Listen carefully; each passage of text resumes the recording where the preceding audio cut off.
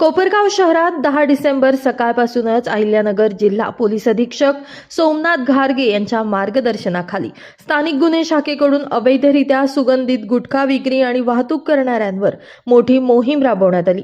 या मोहिमेमध्ये 2 ठिकाणी सलग धडक छापेमाऱ्या करून मोठ्या प्रमाणात अवैध गुटखा जप्त करण्यात आला।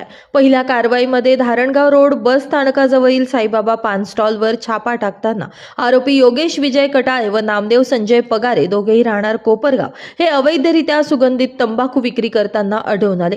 पथकाने स्टॉलमधून 15,000 रुपये किमतीचा गुटखा मुद्देमाल जप्त केला व या दोनही आरोपींना ताब्यात घेतले।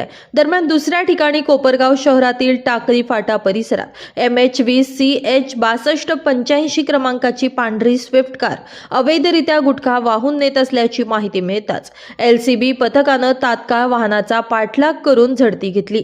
या झडतीमध्ये 25,000 रुपये किमतीचा सुगंधित गुटखा आढळून आला।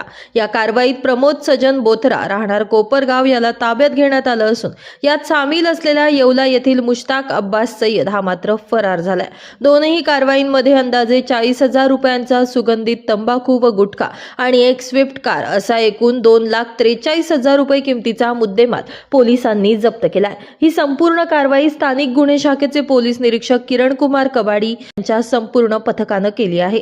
दोनही प्रकरणांवर कोपरगाव शहर पोलीस ठाण्यात संबंधित कलमान्वये गुन्हे नोंदवण्यात आले असून पुढील तपास सुरू आहे। अचानक केलेल्या या धडक मोहिमेमुळे शहरातील अवैध गुटखा विक्रेते आणि वाहतूकदारांमध्ये मोठी खळबळ उडाली आहे। नागरिकांनी पोलिसांच्या या कारवाईचं कौतुक केलं असून अशा कारवाईचे सातत्य पोलिसांनी नेहमी ठेवावे असं देखील बोललं जात आहे। माझं गाव चॅनलसाठी स्वप्नील कोपरे, कोपरगाव।